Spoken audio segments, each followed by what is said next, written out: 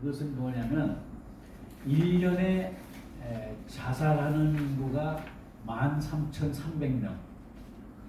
요게 뭐 한 600명, 13,600명, 13,000명 왔다 갔다 합니다. 그 중에서 노인 인구가 자살하는 것이 3,600명입니다. 365일로 나누면은 하루에 10명 정도 노인이 자살한다고 볼 수 있습니다. 그리고 또 하나는 이 자살이라고 하는 것을 왜 합니까? 우울증이 와서 자살합니다. 우울증은 왜 옵니까? 경제적으로 힘들거나 또는 가족관계에 갈등이 있거나 또는 신병에 비관이 오거나 뭐 여러 가지 이로 인해서 자살을 합니다. 자살이 우리나라가 세계 금메달입니다. 우리나라 금메달이 몇 개가 있는데 노인 자살도 금메달이고 노인 빈곤도 우리나라가 세계에서 OECD 국가 가운데 1등입니다. 또 하나는 고령화 속도, 고령 인구가 늘어나는 속도도 우리나라가 금메달입니다. 또 하나는 저출산도 또 금메달입니다. 이게 좀 좋지 않은 측면의 그 말씀을 드렸는데 이런 것들은 아까 말씀드린 경제적인 발전, 그야말로 획기적인 국가 발전의 그림자가 이런 그림자가 있다라고 볼 수 있습니다. 제가 핀란드를 갔습니다.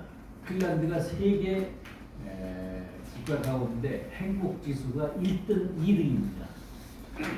물어봤습니다. 당신네 나라는 어떻게 해서 행복 지수가 1등, 2등 나오느냐? 그랬더니 이 사람이 뭐라고 하냐면 우리는 비교를 하지 않습니다. 그 말에 저는 뒤통수가 뜨끔했습니다. 아, 우리는 비교를 참 많이 합니다. 남의 땅 사면 굉장히 배 아파합니다. 자식이 있습니다. 엄마, 나 오늘 산수 100점 맞았어. 그래? 아이고, 우리 새끼 잘했네. 참 잘했네. 아이고, 잘해라. 그런데 옆집에 있는 철수는 몇 점 맞았니? 걔도 100점이야. 그럼 별거 아니구만. 이게 우리나라 사람들의 심정입니다. 김대중 대통령이 노벨 평화상을 받았습니다. 김영삼 대통령이 뭐라고 하느냐? 김대중이가 받는 거 보니까 노벨상 별거 아니네. 이게 한국 사람들의 남을 뭐 해코지는 않지만 남을 이렇게 빈정거리고 배 아파하는 그런 것들이 아니겠는가 이런 생각이 듭니다. 이런 것들은 대한민국이 짧은 시간 내에 민주공화국으로 발전한 것도 있지만은 또 하나는 우리나라가 갈등공화국이다.